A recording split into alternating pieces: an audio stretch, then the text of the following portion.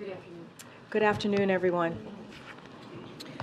This morning, the President and the Vice President, who joined from Air Force Two while en route to Las Vegas, met with senior administration officials, including Attorney General Merrick Garland, Secretary of Homeland Security Alejandro Mayorkas, Director of National Intelligence Avril Haines, White House Chief of Staff Jeff Zients, FBI Director Chris Wray, National Security Advisor Jake Sullivan, Principal Deputy National Security Advisor John Feiner, and Homeland Security Advisor Liz Sherwood Randall. The President, Vice President, and their national security teams discussed steps they are taking to safeguard the homeland and the people of the United States, including Jewish, Arab, and Muslim communities, following the Hamas terrorist attacks in Israel. We are in touch with faith leaders and communities across the country to provide support, listen to their concerns, and offer the full resources of the federal government during what is a very difficult time for many people in the Jewish community, but also for people of all faiths. As you all have seen, the President continues to be highly engaged on this subject. Between the briefing today and his meeting yesterday with Jewish community leaders, he and the entire Biden-Harris administration are committed to doing all we can to protect against anti-Semitism and other forms of hate in the aftermath of this weekend's horrific terrorist attacks. And to discuss these events and answer any of your questions, Admiral John Kirby is here from the National Security Council. Admiral. Good afternoon, everybody. Just a couple small things here at the top. I'll start with the saddest of news. We can now update the number of Americans that we know have been killed to 27, and the number of unaccounted for stands today at 14. We're obviously doing everything we can to support and inform the families. Now, sadly, 5 more families have now gotten the worst possible news that any family can conceive of getting. And we're going to stay in touch with them as appropriate. Same goes for those family members of those who are unaccounted for. And by unaccounted for, we mean that. We don't know where they are. They don't know where they are. So we're going to obviously stay in touch with them as well. And certainly we're continuing to work with Israeli officials to make sure that we're getting as much context and information as possible that we will share with them. Also, as you, I think, realize, we are all acutely aware of limited availability right now on commercial flights out of Israel and the demand signal by U.S. citizens who may want to depart. The President has asked his team to ensure that we are assisting U.S. citizens who do want to leave Israel and providing them with a safe means of doing that. So beginning tomorrow, the United States government will arrange charter flights to provide transportation from Israel to sites in Europe. They're still working through some of the details of that to assist U.S. citizens and their immediate family members who have, for whatever reason, not been able to provide commercial transit out of the country. And I would add that we're also exploring other options to expand the capacity of doing this, including exploring whether it's possible to help Americans leave by land and by sea. So again, we're working hard on this. We know there's a demand signal out there, and we're going to try the best we can to meet it. I would encourage any American citizen in the need of assistance to please complete the intake form that you can find on travel.state.gov. It's very simple. Go right to that site. There is an intake form. Fill it out. It helps the State Department process these requests. It also helps us get a sense of what the scope of the need is. And I would refer you to state on that. I'm sure you guys are going to ask me that. I don't have hard figures handy with me now. We do know there are certain American citizens that want to go. It's all available through the State Department's website, and I'd encourage them to go look at that. All right. Okay. Thanks for taking my question. Gaza's main power plant has run out of fuel, and the humanitarian situation there is becoming quite dire. I'm wondering if there have been any communications about allowing shipments of food, fuel, electricity to help lessen civilian casualties and suffering there. Yes, there have been ongoing conversations with our Israeli counterparts about the need for continued flow of humanitarian assistance. I had a couple of questions on the American hostages. Is it still the case that the administration doesn't know anything about the condition of the American hostages, and is the number still believed to be less than a handful? Yes and yes. And I know you've been pretty open about the fact that information about the hostages is very hard to ascertain at this moment. The limited information that you do have, is that coming namely from the Israelis and the Qataris, or is there another source of information that you'd be able The to... families, too. I mean, as I mentioned yesterday, some of these families actually saw their loved ones being abducted and taken away, so they have been a significant source of information as well. Just one other quick thing. The assumption that the hostages may not necessarily be in one place, was there specific intelligence to point the administration to not make that assumption, or is that based on something else? I won't speak about specific intelligence matters, but it is a common tactic in the Hamas playbook to break up hostages and move them around in sometimes small groups. So we have nothing that would indicate to us that they would follow a different set of protocols, but I can't stand here before you and prove to you that that is exactly what's happening. We have to, in order to think about our policy options, you have to make some assumptions, and we can't rule that out as a possibility. Jewish audience question, Thank please. you, thank you, John. What is the status of the $6 billion that Iran was set to have access to? It's still sitting in the Qatari bank, all of it, every dime of it. Is there an agreement now to, in essence, withhold it from Iran should they come asking for it? None of that money has been spent, and I have no updates to provide today. Was the decision to reach a quiet understanding with Qatar about whether or not it would be accessed by Iran made because of the attack or political pressure in recent days? I'm not going to talk about diplomatic conversations one way or another, Ed. What I can tell you is that every single dime of that money is still sitting in the Qatari bank. Not one of it, not one dime of it has been spent. I'd also remind, because this, I know in certain audiences, inconvenient facts are easy to forget. The regime was never going to see a dime of that money. And this account, although it's moved from South Korea to Qatar, was set up by the previous administration for this exact purpose.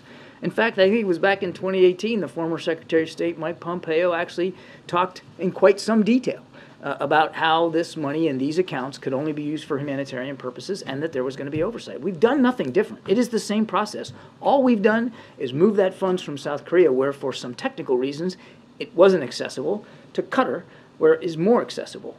All that said, none of it has been accessed by the by Iran at all. And even if they had accessed it, it wouldn't go to the regime. It would go to approved vendors that we approved to go buy food, medicine, and medical equipment, agricultural products, and ship it into Iran directly to the benefit of the Iranian people. And let me ask you one other. Has the United States independently verified the photos released by the Israeli Prime Minister's Twitter account today showing the images of dead children? I don't think we're going to be in the business of having to validate or approve those images. Are coming from the Prime Minister of Israel, and we have absolutely no reason to doubt their authenticity. Jewish audience question, please. To follow up on these questions about the $6 billion, I understand Iran hasn't accessed any of this yet. It's intended for humanitarian purposes, but there have been reports of this quiet agreement. So, yes or no, if Iran wanted to access this today, could they? I'm not going to speculate one way or another here about future transactions. What I can tell you is none of it has been accessed, and we are watching every dime, as you would expect we would. We're watching it very, very closely. So you're not going to still tap into it today? I'm not in a position to speak about these press reports. I'm telling you, nothing's been accessed, and we have oversight. We have oversight over what can be accessed and for what purposes. And on another topic, the president said yesterday that he told Netanyahu that it's important, even with all of the emotion and anger and frustration, that they operate by the rules of war. Why does the president feel the need to underscore this point? The president feels strongly about the law of armed conflict and the proper respect for innocent life anywhere in the world, no matter where it is. And that certainly includes maybe even especially includes our own military operations. But is the president worried that Israel may have already violated the rules of war, or that they might going forward? It's just part of the conversations that we've been having with our Israeli counterparts about the prosecution of these military operations. The Palestinian people are likewise innocent civilians. They didn't ask Hamas to come in and do this, and I think it's always on the president's mind, the protection of civilian life. And one last quick thing. I'm wondering what you made of the former president last night, calling the Israeli defense minister a jerk, saying that Hezbollah was really very smart. I'm not going to comment about comments on the campaign trail. That's well beyond the pale for me. Gotcha.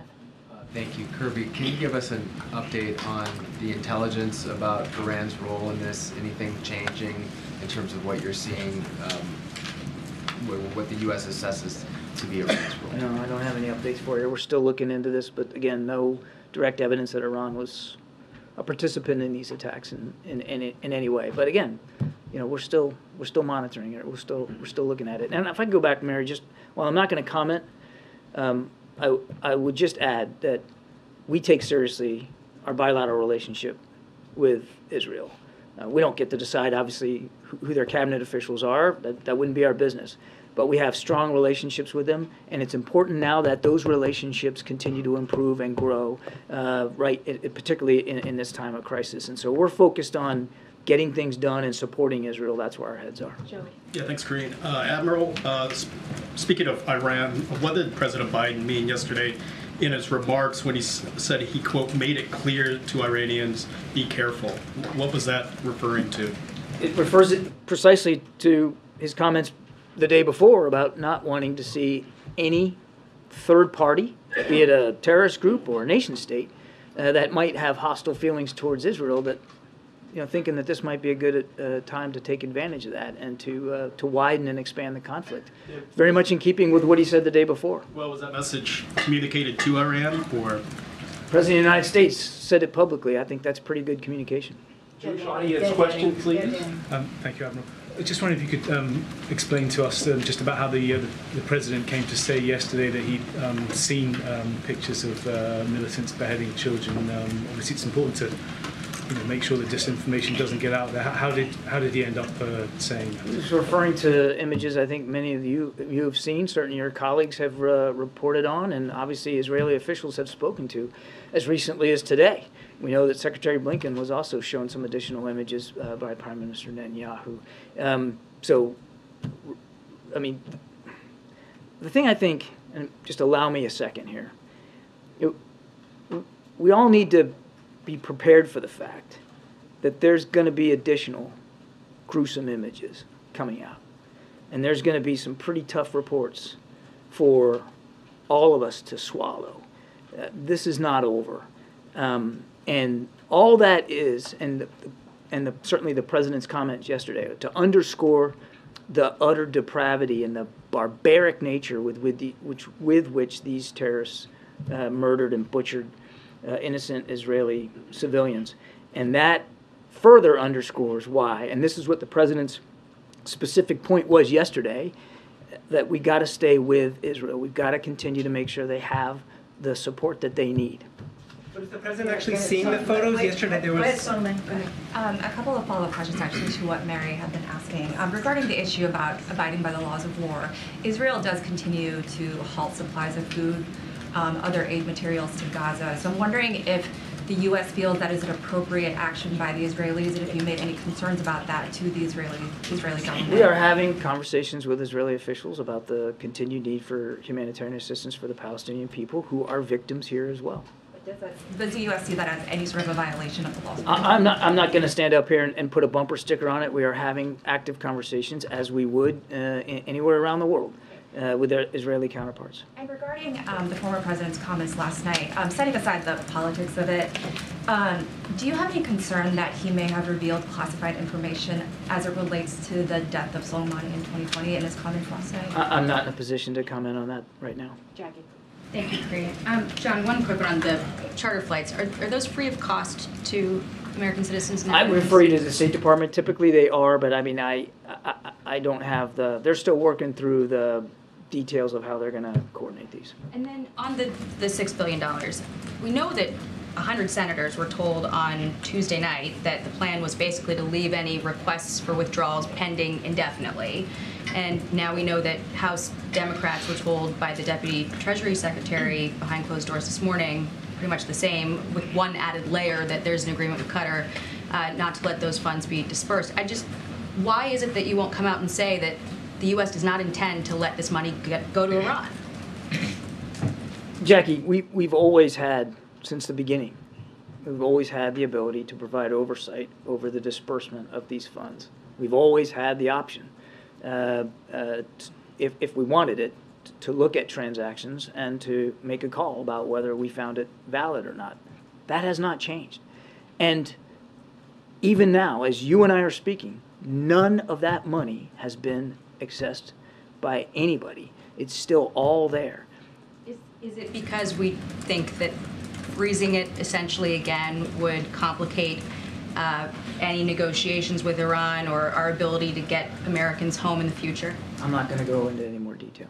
Okay, and then on the overland and by sea and by land efforts, I guess why is it that we find ourselves in so many situations trying to get Americans out, and that it's largely happening, not through a government effort, but we're telling, civilians to find their way across a border in a war zone. It happened in Ukraine. Why is it that we found ourselves in that position so many times, it seems? In what position exactly? Where we're directing American citizens to basically find their own way to U.S. help on the other side, whereas you've got other countries that are sending their military in or doing evacuations in a more formal way. Well, first of all, Americans and dual passport holders live all over the world, and sometimes they choose to live in places where bad things happen. We're not in a position of lecturing to Americans where they can go live, work, or travel, recreate. Number two, they don't have to tell us that they're there. So sometimes it's really hard to get a sense of what the population is. In places like Israel, there are a lot of Americans. Most of them, maybe most are dual nationals, but a lot of Americans are there. Other nations have smaller populations, and maybe they have to make their own decisions about how they're going to handle those smaller populations. We also have to be respectful of the needs and the desires of Americans who live there. We know that some want to leave. We also know that a lot of them want to stay. It's home. They don't want to go. And we have to respect that as well. So we tailor the approach based on what's going on and what's going on geographically inside a country, because some parts of countries that are in distress are safer than others, and people are less likely to want to go. You have to take all that into consideration. And the other thing I'd say to your question is, as this situation evolves, you should expect that so too will our approach evolve. And if there's a need to do more or to do it differently, well, by goodness, we'll do that. But right now, in the early hours, there was still ample commercial flights going out of Ben Gurion, and certainly there were some viable land routes. We kept, and part of the reason why we're doing this is because we have such good communication with Americans, and we're having these conversations, and we realized that as the situation has evolved, more and more Americans were expressing a desire to leave, and because not all carriers are working out of Ben Gurion, this made sense as the next best move. If we have to adjust it, we absolutely will.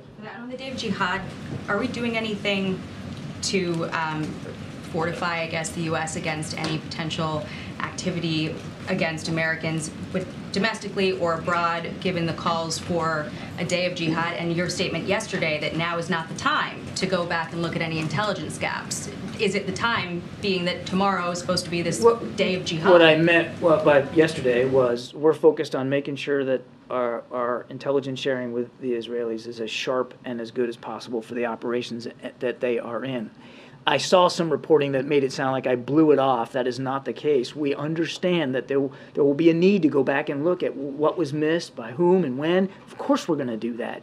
But we've got to stay focused on the task at hand right now. And as for your second question, absolutely, we are constantly in touch with local law enforcement, state and federal officials across the country to make sure that we are as vigilant as we can be to be able to identify and disrupt any threats to the American people. We're absolutely going to stay focused on that. John, is the concern about publicly addressing the $6 million as now being frozen a concern that it would suggest culpability on the part of Iran on these specific events? And is that too volatile a statement for the U.S. government to make publicly, since clearly it's being communicated privately to lawmakers and others? Again, I don't have anything more to add on this, Kelly. All I can tell you is we haven't seen any specific evidence that Iran was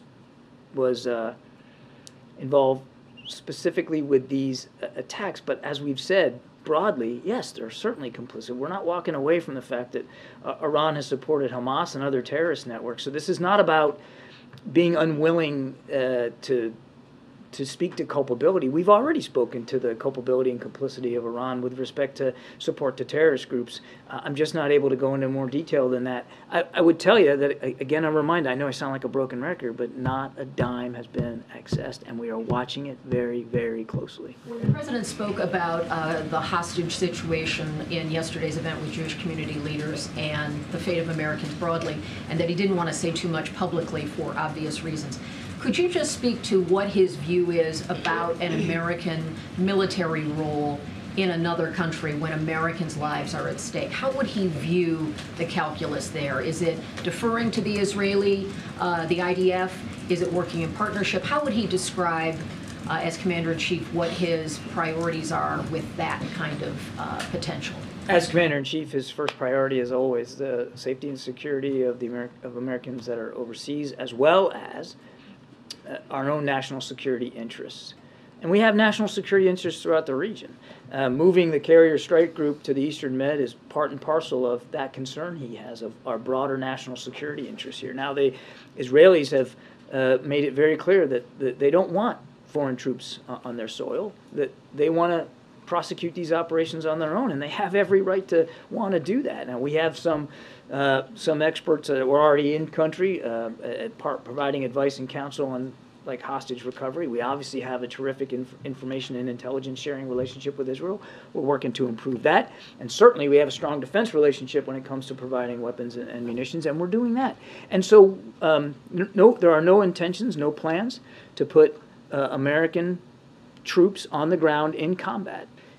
He hasn't been given any updated and there is no interest by the Israelis. Or options to that effect since Saturday? There are no plans or intentions to do that, so there are no active planning efforts underway to do that. And the Israelis have made it clear that they would not welcome that in any event. What we're going to do is make sure that, and this is a very capable, small, but very capable military, and we're going to do everything we can to improve those capabilities. Thanks a lot. Thanks a lot, Karine. Go ahead. You guys fight it out. Kirby, is the U.S. contemplating the creation of a humanitarian parole program like the one for Ukrainians, for people of Israel or people on the ground? I'm not aware of any such plans. And I have another question. Is the U.S. willing to withhold the military aid to Israel until they create a humanitarian corridor? We are providing them military aid as we speak. So no, there's no plans of holding back military assistance. We wouldn't do that. The president has been talking now for 3 days about how we're going to keep giving them the capabilities that they need. That doesn't mean we aren't going to have conversations with them, as I've answered now 3 or 4 times, about humanitarian assistance and the importance of that getting into the people of Gaza. Do you see the creation of this corridor as an advantage for Israel? As a what? As a strategic advantage for Israel creating the corridor? It's the right thing to do for humanitarian assistance. It's the right thing to do for innocent victims who are actually being held hostage, literally as well, by Hamas. Go ahead, Brian. Thanks, John.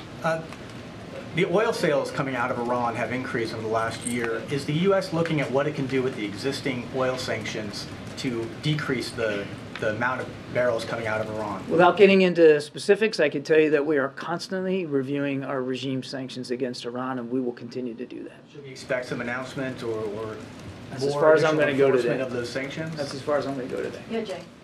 Thank you, Karine, and thank you, John. I'm here.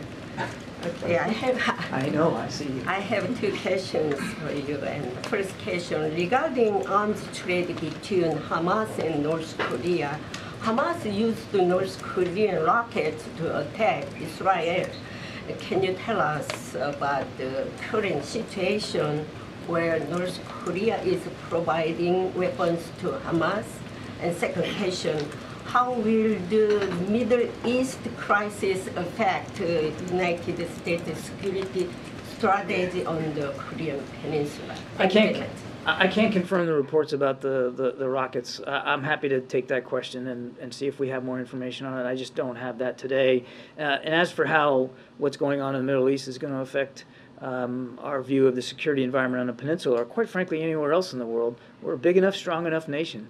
And we've got global responsibilities to look after our national security interests anywhere and everywhere. We're still also supporting Ukraine in their fight against Russia. We're still doing an amazing amount of work in the Indo-Pacific to shore up our alliances and our partnerships and to try to increase stability, security, and prosperity throughout the region. So we're not worried about our ability to do all those things. Good, Tam. Yeah, thank you. On the $6 billion, I'm trying to figure out if you're saying that policy hasn't actually changed in any way, or just that you aren't willing to talk about changes that may have happened in the last Bingo. 24 hours. It's the last Okay. one. All right. And lovely. Thank you for clarifying. The other question is, on Morning Edition today, we had someone on who is an American citizen living in Gaza. Is the United States doing anything to help American citizens who are trapped in Gaza who may want to get back to the U.S.? And these Not are the hostages, Palestinians. but yes, like dual passport holders. Yeah, the first and most important thing that we're trying to do is as I mentioned yesterday, allow for safe passage. Right now, they can't leave, so we would have no physical means of permitting that transit out, and so that's why we're so actively having conversations with the Israelis and the Egyptians about a safe passage corridor so that people who want to leave can leave. And then at that time, if it's onward travel that they might need, then, we'd be more in a position to be more physically involved. Does that make sense? Okay. Yeah, I was going to address your first question, but I think I'm just going to leave it. Well, you could. No, I'm going to leave it. I'm going to leave it. Good, Jeff. Thanks. Just to go back to the president's comments yesterday about the pictures, he said he never thought he would see and have confirmed pictures of terrorists beheading children. At that point in time, had he seen such photos? What had he seen that made him say that? I don't have anything to add to what he said. I mean, again, you guys have all reported on these atrocities. Some of your outlets have even run some of these images. They're plain for everybody to see, and the Prime Minister's office has spoken to that. Even before today, they'd spoken to these kinds of atrocities.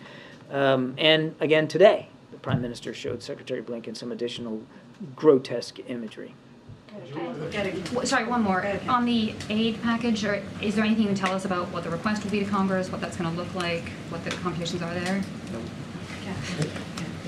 I had the same question as Catherine. But can you just specify whether or not Taiwan funding and possibly border security funding could be a part of that request? Nope. Peter. Admiral, the Hamas representative gave an interview to Russian television, which they said they'd be willing to trade hostages for Hamas prisoners and any prisoners, including in the United States. And they specifically said the United States has traded prisoners before, citing the Iran deal that was just made. Is that something the United States would consider doing in the case of American citizens? I haven't seen that particular report, so I'm going to be loath to comment specifically on it. What I will tell you, just broadly speaking, is we obviously take seriously our responsibilities to get Americans held overseas back with their families. We have in the past entered into negotiations to do exactly that, and we have not foreclosed any option right now in terms of these particular hostages. Obviously, if their return to their families can be arrived at in a peaceful way without additional risk to their lives, that is certainly something we would take very, very seriously. Possible release of people that we might be having in our prisons. Again, I won't get ahead of where we are. Even, Peter, even if I had more knowledge about this offer than I do today, my answer to you would be the same. It's never a good idea to negotiate for the transfer of hostages or detainees in public, lest you torpedo the actual success you're trying to achieve. But I don't have a lot more granularity or context on this. All I can tell you is, as Jake said himself better than I can, we'll do everything that we can, everything possible that we can to get these Americans back home. I would remind Peter, we still don't have a lot of information about exactly how many, where they are, not even all who they are. So there's an awful lot of information we need to gain before we come up with any concrete policy options. How does the Israeli strike on the Syrian airports change the situation? And then, can you also address reports that the Egyptians warned the Israelis in the days prior to the attack? I've been asked that question about the Egyptian warning. I don't have anything on that. You'd have to talk to Egyptian authorities. I don't have anything, and I certainly wouldn't talk about intelligence matters. And on your first question, that's a better question put for the Israeli Defense Forces, not for the United States. We're focused on helping them go after Hamas. Good, in the back there. A question about Lebanon. So Hezbollah is continuing operating against the Israeli targets at the border, Lebanese-Israeli border. Are you still concerned that Hezbollah could be taking part in this war? Sure, yeah, absolutely. Do you have any intelligent information about the capability of Hezbollah that they've been preparing, and we know that the capability is way stronger than Hamas? They are a potent terrorist group, no question about it. We watch them closely. The Israelis watch them closely. We don't want to see this conflict widened. We don't want to see Hezbollah make that kind of a decision. And I would remind, again, that we take our national security interests very seriously in the region. And the reason why we moved a carrier strike group to the Eastern Med was to act as a deterrent for any other actor, including Hezbollah, that might think that widening this conflict is a good idea. American forces might, last question, American forces might join the war if Hezbollah made a difference. Are you implementing a policy decision there? No, I'm just asking. You have two big ships, one coming on their way. So I just want to ask if Hezbollah changed the game and did they make a big impact in the war and made Israel look another surprise maybe. I appreciate the effort to try to get me to confirm a hypothetical. I'm not going to do that.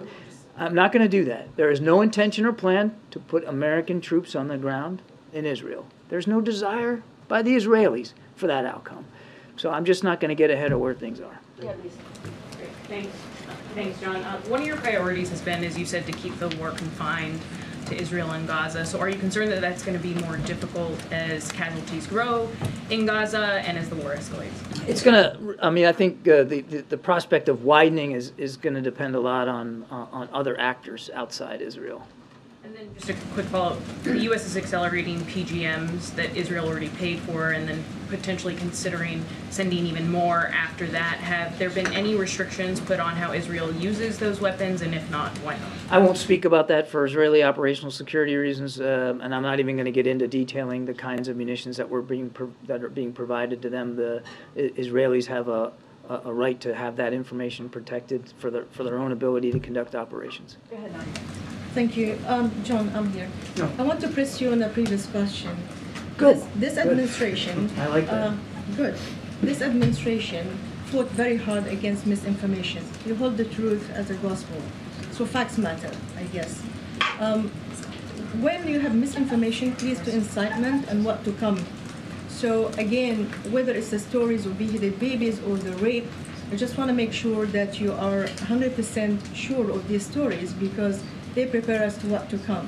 And I have in mind the Iraq War, where notable outlets, including many of our colleagues here, had disseminated misinformation and governments lie, actually, about the war. There's no comparison here, but I'm saying... There's no comparison whatsoever. Yeah, I don't take somebody else's information as if you don't verify it yourself. So you're saying there's no need to verify it yourself because you trust the sources. And I'm asking, my question to you is how do you separate between facts and misinformation?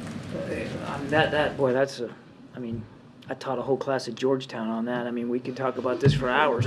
I mean, look, obviously we take seriously... What's that? You're going to have to register. You're going to have to register for the class. I'll take the full course with you, John. I don't know if you can handle the reading list, James. Look, we take it very, very seriously. The need to be as factual and certainly truthful as we can possibly be. If you're suggesting somehow that we're taking that lightly, I mean, I again refer you to many of the reporting many of your colleagues have done about the atrocities that have already taken place, in just the last few days. And comments made by Israeli officials themselves. It's obvious, sadly, but it's obvious what Hamas has proven willing to do to innocent Israeli citizens. We're not gonna shy away from talking about the grotesque nature here of what these terrorists have done. But I also think it's important that we all, and I don't mean this in a chastising way, but we all have to keep the larger picture in mind here of what's going on and how important it is for Israel to be able to eliminate this very real, very tangible, very demonstrable threat to the lives of their own citizens. One more question, just quickly. If you manage or succeed to open the border crossing with Egypt to Rafah, can you guarantee that Palestinians from Gaza who are exiting will go back? Because there is a fear. Will go back. Yes, to go back to Gaza after the war ends. Because there's a fear that when people leave, as history told us, since you're referring to Georgetown, they don't come back. So they don't come back. There's people worried about an ethnic cleansing, that when people leave, they don't come back. I know, I understand that. Our focus right now is making sure that, and not all of them are going to want to leave, but those who do, who really want to get out, that they have the ability to get out. That's the real first priority. And you know, if there's a concern about getting back in at the appropriate time, we'll certainly deal with that as a policy issue going forward. I mean, the bottom line here is that we know that Gaza is home for these people, and if they want to go back home, they should absolutely be allowed to go back home. But they should be able to make those decisions, just like citizens anywhere should be able to make those kinds of decisions. Naomi. Thank you. Today, Senator Bob Menendez was accused of being a foreign agent. Is the White House considering or will consider putting a national security assessment on the situation? I have nothing to update or comment on that. Yeah. Thanks, Karine. Hi, John.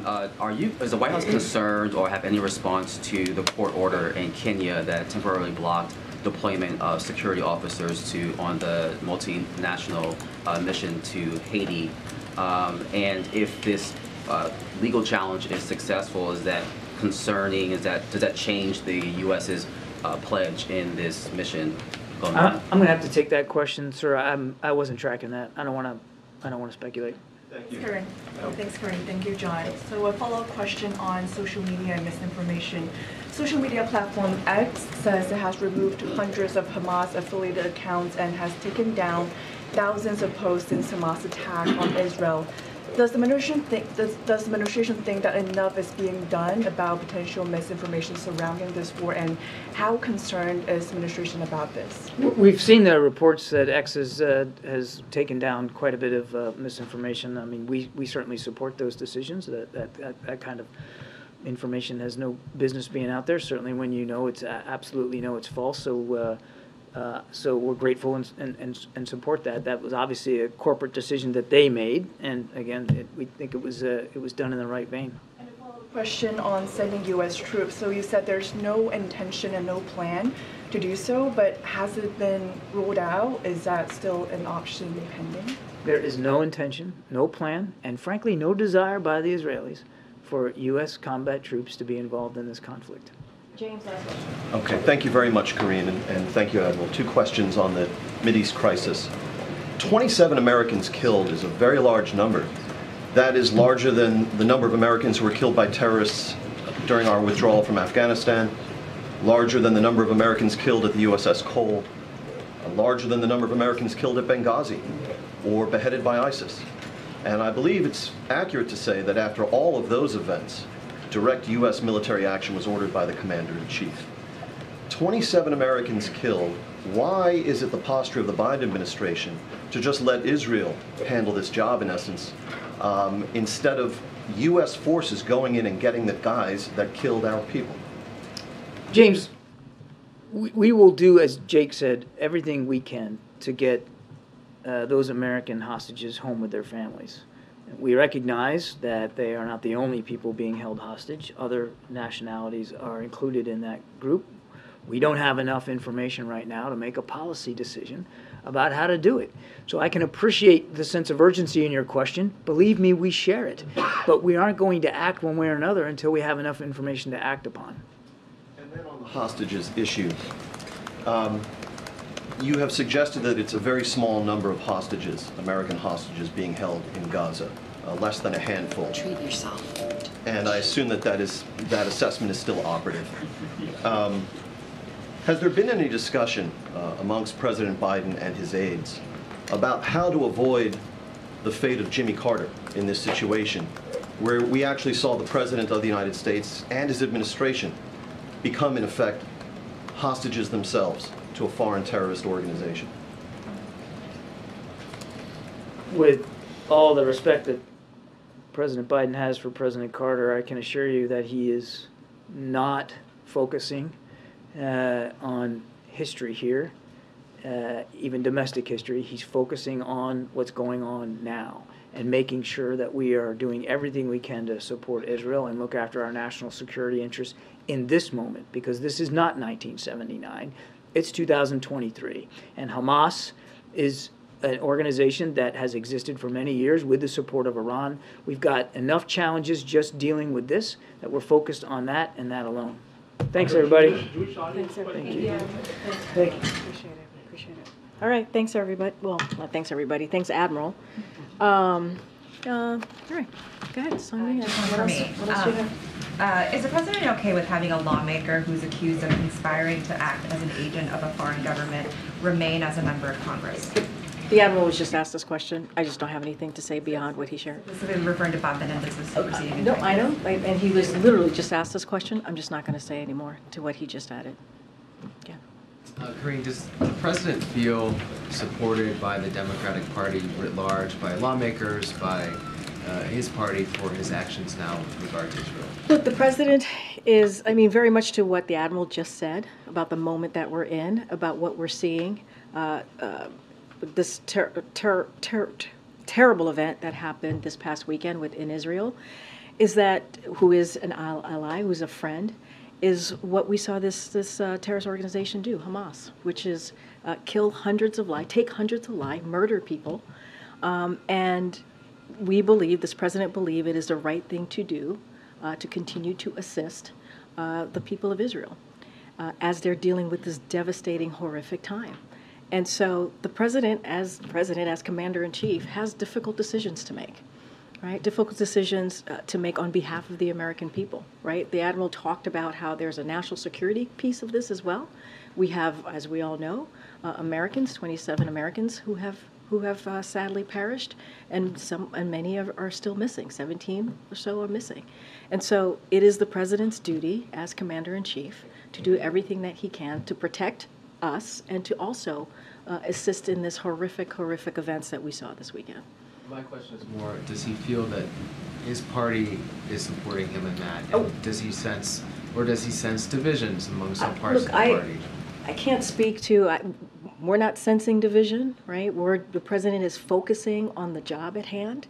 The president is going to always focus and make sure that Americans and our national security is front and center.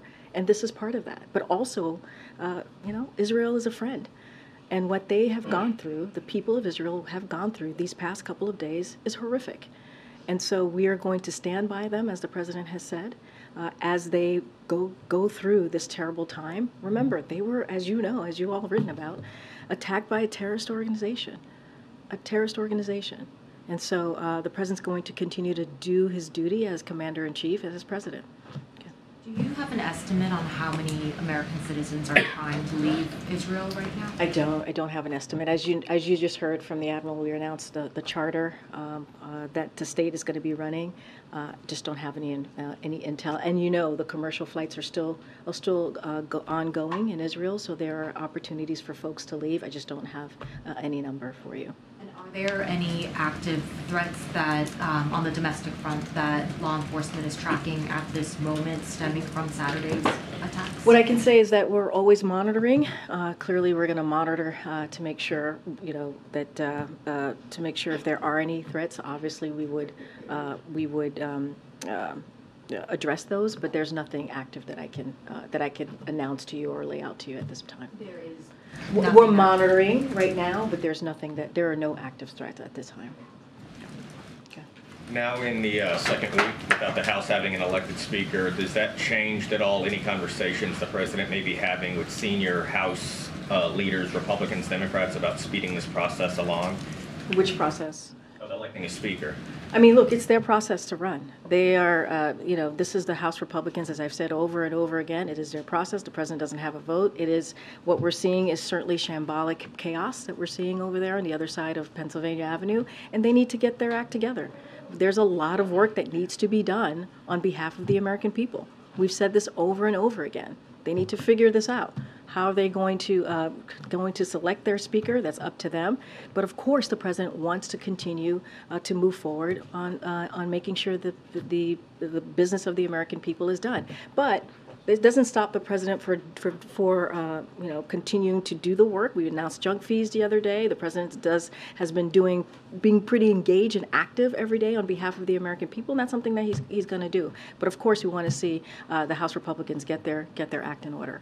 Understanding the sort of uncharted territory that this is, there is not It is a charted role. territory. Yeah. It is. No, I understand that. So I'm asking, there's not a role then that the administration sees that the president could play here to try. It is not for us to fix. It's not for us to fix the chaos in the House Republicans. It's not for us to fix. They have the majority, as you know, in the House. It is for them to fix. We've never seen a conference behave this way or be this chaotic. It is important for Republicans who have the majority to figure this out. And get there and get they created the situation and they have to figure it out and elect their speaker so we can move on. Karine, will you take our Jewish audience? So I want to talk about CPI inflation. The CPI inflation report came out today. It was hotter than expected, 3.7% year over year, unchanged from the prior month. You talk about all the spending last year to lower costs. The last couple of months, how is that lowering costs? So look, what we believe is that Bidenomics is in action, right? You're talking about lowering costs, right? And that's something that the president is certainly continuing to do. Inflation is falling while employment remains strong. As you speak to CPI, inflation has fallen 60% since last summer, and the core inflation, as you're speaking to this data, fell to its lowest level in 2 years. And so that matters. Let's not forget about wages are higher than they were last year, accounting for inflation. Prices fell for core goods like cars and furniture for the 4th month in a row. All of those pieces are in the data, the CPI that came out today, and that matters. But people still hear Bidenomics and they see rent is up 7.4% year over year. Car repairs, car insurance is up almost 19%. So costs are not coming down for all Americans. So here's the thing.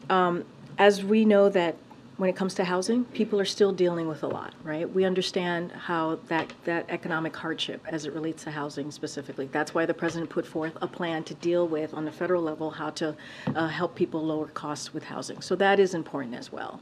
But when you think about wages, wages are indeed up, which matters over the last year, accounting for inflation, even more for blue-collar workers and those not in management. So that matters, as I mentioned moments ago. So look, the president's going to continue to grow the economy. We talk about Bidenomics. We see the economy growing. We see unemployment at under 4%. We see jobs created under this administration as more than 13 million jobs, more than 14 million jobs at this point.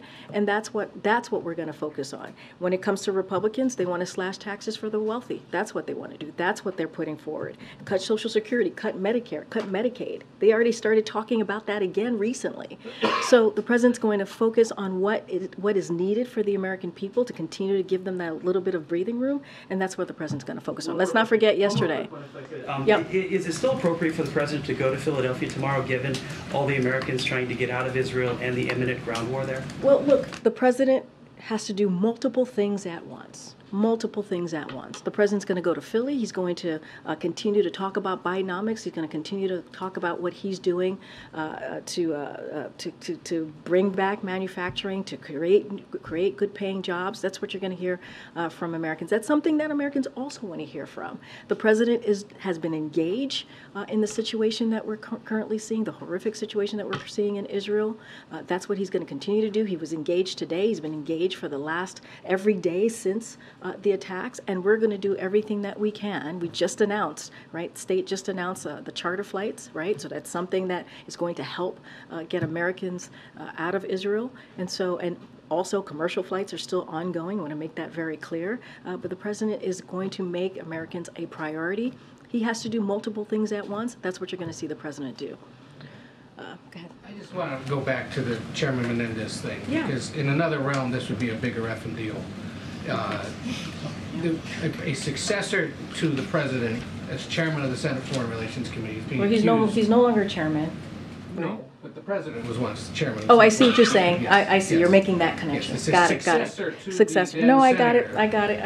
Has been accused of being a foreign agent for Egypt, which, not for nothing, is involved in this situation right now, for that matter.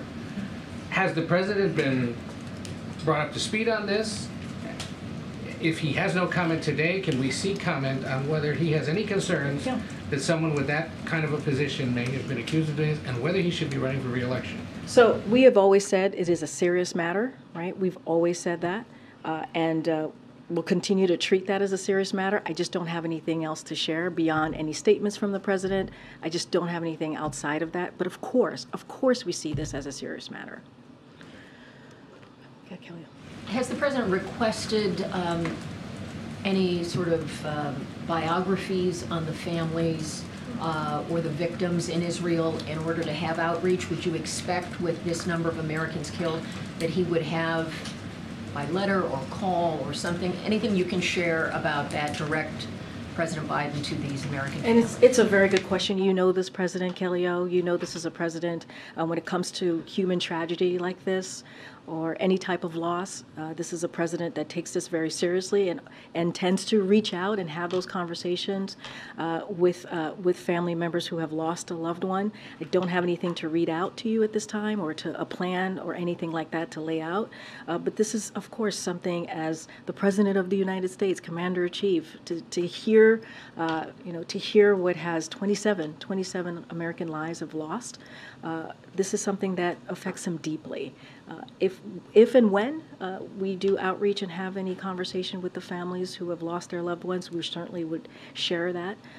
But of course, this is a president who wants to hear and wants to know about folks who lost their lives, and also wants to hear directly from the families. I just don't have anything to share at this time. Go ahead, Kath. Oh, go ahead. We also see that he attends Catholic Mass every week. Has he expressed any desire to go to a synagogue or a mosque, for that matter, or to have any kind of a faith experience in light of this? Don't have anything to share as the president visiting a synagogue or a mosque. Obviously, at the top of the briefing, I mentioned how we are there for all faiths who are potentially going through some really difficult times in this moment, and certainly when it comes to what the question I was asked about the homeland, we're certainly going to monitor and keep track, but we are here for the Jewish community, we are here for the Arab community, we're here for the Muslim community, and certainly it is also important for the president for people to feel protected and to feel safe, and that's what his Homeland Security is doing, his advisors here. That's why he met with them today to get an update, and certainly we're going to stay on top of that. Catherine. Karine, UAW has expanded their strike. Obviously, we're 4 weeks into this now. How concerned is the White House about getting a resolution and potential economic impacts? So look, we're going to monitor this very, very closely, this situation, certainly the economic impacts. But look, the president says this all the time. You hear me say this all the time. We respect unions, their right to use their option for collective bargaining. We believe that works when both sides come together and negotiate and come together. In this instance, there are multiple sides, and and come together in good faith to get a win-win agreement. And that's what we want to continue to see. We're not going to talk about specific tactics or the specifics in negotiations, but certainly we're going to continue to monitor. You can tell us, White House officials obviously have been in Detroit. Yeah, I don't have any travel from White House officials. As you know, Acting Labor Secretary Julie Su has been engaged, and so has the senior advisor here, Gene Sperling. Have been the two people who have had direct communication, and certainly not part of the negotiation, but offering any assistance that might be needed to the Big Three and UAW. I just don't have any specific engagement to read out or any travel at this time. Keter. Yeah, just one quick question. Has the crisis in Israel caused the president's major address on Ukraine to be delayed? And does he still plan to deliver it? I don't have any update on the president's Ukraine address. I'm sure that we will continue to hear from the president. As he said this week, next week he's going to put forth a supplemental plan on additional funding that he's going to be asking for, and don't want to get ahead of that. Certainly the best path forward. I just don't have anything to share on any remarks or extensive remarks that the president will be giving or might give on Ukraine, but certainly you guys will continue to hear from the president on all important matters, whether domestically or foreign. Okay, thank you so much.